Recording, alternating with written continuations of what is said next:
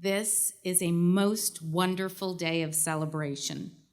It took us more than 2 years from when you completed your studies to get here, but get here we did. And although we've been through countless unimaginable challenges during that time, we have so much to celebrate. We're pleased to gather to recognize you and your tremendous accomplishments. First, may I ask Trinity faculty and staff and alumni and parents to stand as you are able to be honored by the graduating class.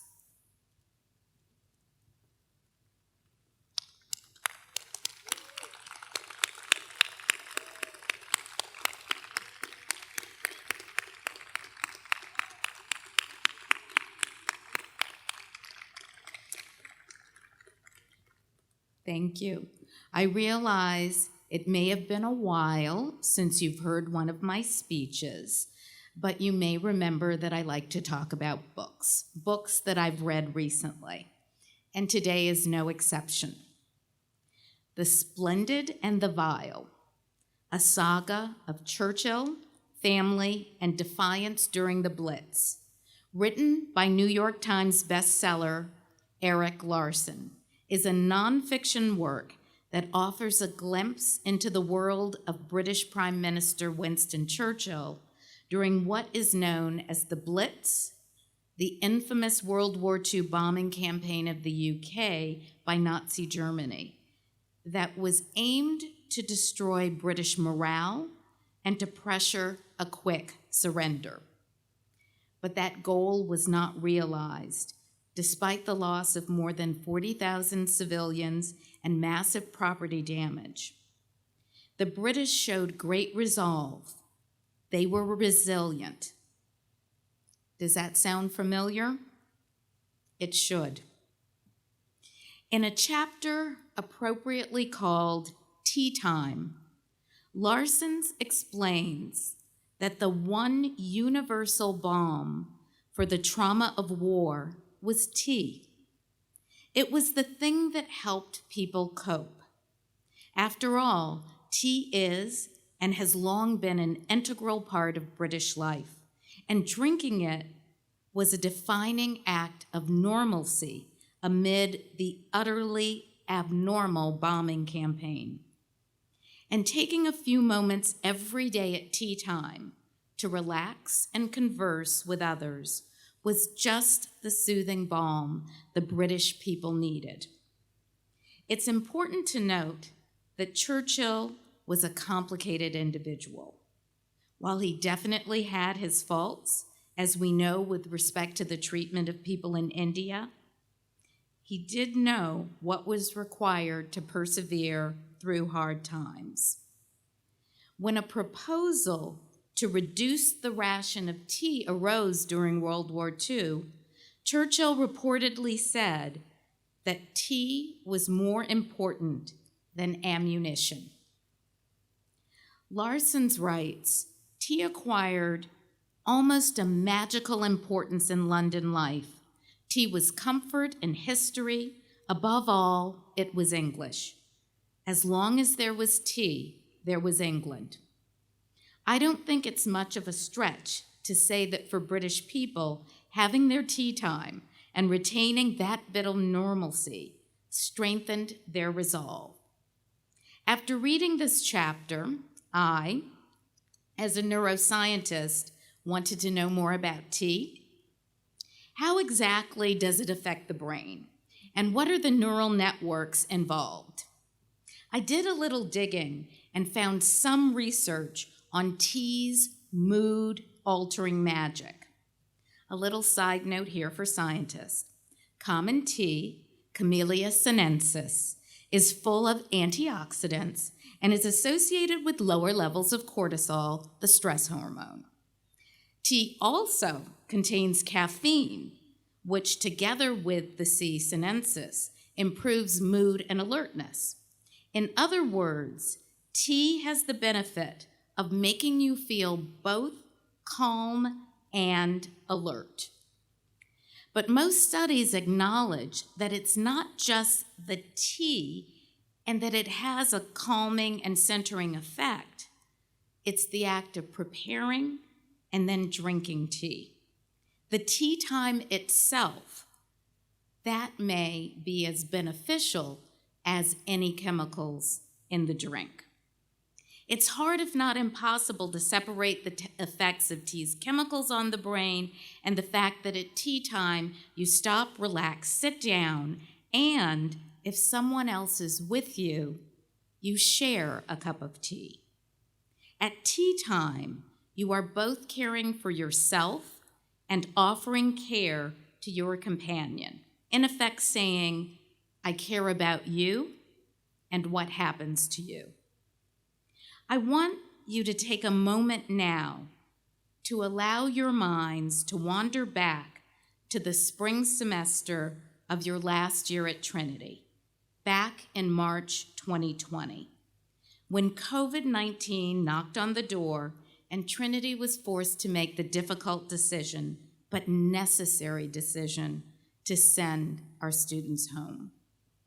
The caring from those in our community was evident right from the start. Staff cared for students who were unable to go home, and you, your families, and many alumni and others made donations to the Student Emergency and Equity Fund, SEEF, to ensure that all of our students had whatever they needed to complete their Trinity education. You also received care from Bantam's 40 years your senior. The class of 1980 reached out to you, writing personal notes of encouragement aimed at lifting your spirits and reminding you of the marvelous alumni network you were about to join. The Trinity faculty and staff also took great care in assuring you had the smoothest transition possible to remote learning, which allowed you to finish your degrees and make it to this day, albeit 2 years later. The COVID years have come and been a time of great learning, pivots, and tremendous resilience. You discovered the all-important combination of relying on yourself while simultaneously relying on others, especially to get through difficult times. You also learned a flexibility of thought that if things didn't end up exactly as you planned, you figured out how to find your hope and joy. You spoke about joy, and I know you've found your joy. And you also became aware of your vulnerabilities, recognizing when you needed to reach out for help. Today, as we celebrate you and the knowledge and fortitude you found at Trinity, whether it was in books, in classes, on the field, on stage, or in everyday life during a global pandemic. We also recognize your resilience in waiting 2 whole years to return to the main quad neath the elms to celebrate your commencement. I mean, talk about determination. The fact that so many of you chose to come back today shows the strength of the bonds and connections you made while you were here at Trinity. And it also may say something about the importance of closure. You have your degrees. Many of you have jobs. You're in graduate programs. You didn't have to come back. You wanted to come back. It was a choice you made, and we are so glad that you decided to come. And speaking of welcoming back, we were so lucky to hear from today's commencement speaker, Will McCormick, who sat where you were today, but in 1996. Will, as you have heard, won the 2021 Academy Award for Best Animated Short Film, If Anything Happens, I Love You. This poignant piece focuses on the heartbreaking aftermath of a school shooting tragedy, which unfortunately is timely again with last month's elementary school shooting in Texas. Will's film shows grieving parents as they navigate the tumultuous void of losing a child this way. I urge you to come to Cine Studio this afternoon at 3:30 to see it, or watch it on Netflix when you have a chance. It's an incredibly beautiful and insightful film that shows the resilience of two people whose lives have been changed forever. We all have had some degree of resilience to get where we are today, more than 2 years into a COVID-19 pandemic that continues to evolve and change. And so I ask you, class of 2020, how will you share your wisdom, what you learned during the pandemic? How will you share that with the bantams that come after you? How will you show them the same care that you received? What might you tell them about your tea time, your balm for making it through unprecedented times in unprecedented history? I can't wait to see all that you give the world, what you accomplish, and importantly, how you care for others.